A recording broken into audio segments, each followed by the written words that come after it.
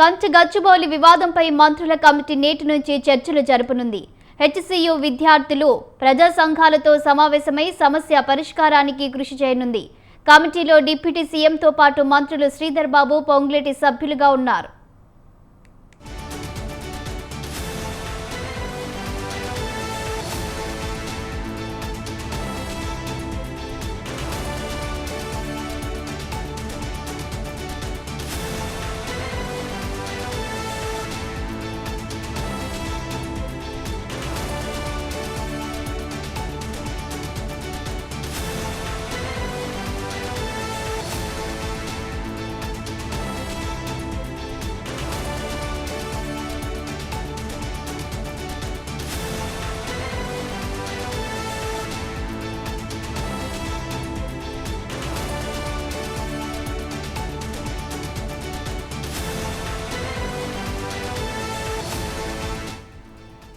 కంచ గచ్చిబౌలి వివాదంపై మంత్రుల కమిటీ నేటి నుంచి చర్చలు జరపనుంది. హెచ్సియు విద్యార్థులు ప్రజా సంఘాలతో సమావేశమై సమస్య పరిష్కారానికి కృషి చేయనుంది. కమిటీలో డిప్యూటీ సీఎంతో పాటు మంత్రులు శ్రీధర్ బాబు, పొంగులేటి సభ్యులుగా ఉన్నారు.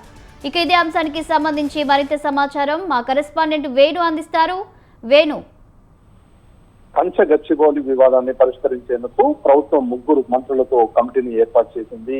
ఈ కమిటీ హైదరాబాద్ కేంద్రీయ విశ్వవిద్యాలయం ఎగ్జిక్యూటివ్ కమిటీ, విద్యార్థుల ప్రతినిధులు, joint action committee, civil society గ్రూపులు సహా భాగస్వాములైన ప్రతి ఒక్కరితో కూడా ఈ కమిటీ చర్చించనుంది. దీనికి సంబంధించి ఇప్పటికే ముఖ్యమంత్రి గత రాత్రి ట్విట్టర్ వేదికగా ఈ ప్రకటన విడుదల చేయడం జరిగింది.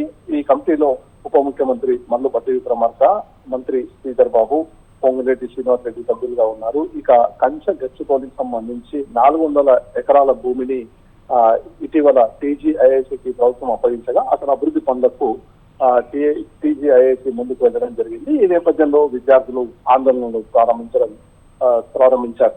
కానీ ఈ ఏదైతే ఇక్కడ జరుగుతున్నటువంటి ఆందోళనపై ఇప్పటికే ప్రభుత్వం వివరణ కూడా ఇచ్చింది. 1975లో హెచ్సియుకి కంచ గచ్చిబౌలిలోని ప్రభుత్వ భూమిని కేటాయించారు. కానీ భూ యాజమాన్య హక్కులు యూనివర్సిటీకి బదిలీ చేయలేదు. రెవెన్యూ అటవీ రికార్డుల ప్రకారం సర్వే నెంబర్ 25లో భూమిని ఏనాడు కూడా అటవీ భూమిగా కూడా వర్గీకరించలేదు. ఈ భూమి ఇప్పుడు హెచ్సియులో ఒకవైపు అంతర్భాగం కూడా కాదు అని చెప్పి కూడా ఇప్పటికే మంత్రులకు ఒక ప్రకటన కూడా చేయడం జరిగింది. ఇక గతంలో ఉన్న వివాదంపై హైకోర్టు కూడా తీర్పు అనంతరం ప్రభుత్వం ఆ భూమిని ఇటీవలే టీజీఐఐసి అభ్యర్థన మేరకు ఆ సంస్థకు కేటాయించింది.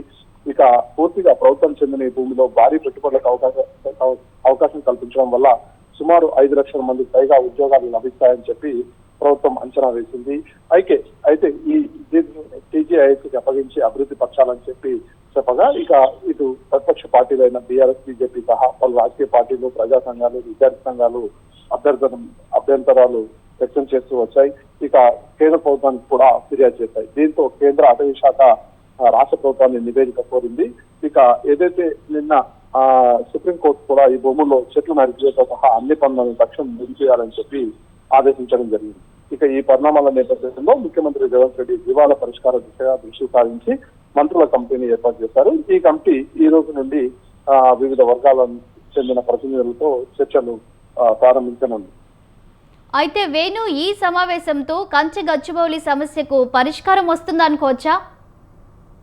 మొత్తంగా ఏదైనా సమస్య వచ్చినప్పుడు చర్చల ద్వారానే పరిష్కారం లభిస్తుందని చెప్పి ఇటు రాష్ట్ర ప్రభుత్వం కూడా భావిస్తోంది. అందులో భాగంగా ఈ సమస్యను పరిష్కరించాలి అంటే అసలు ఆ భూ యాజమాన్య హక్కులకు సంబంధించి ప్రభుత్వంకే ఉన్నాయి.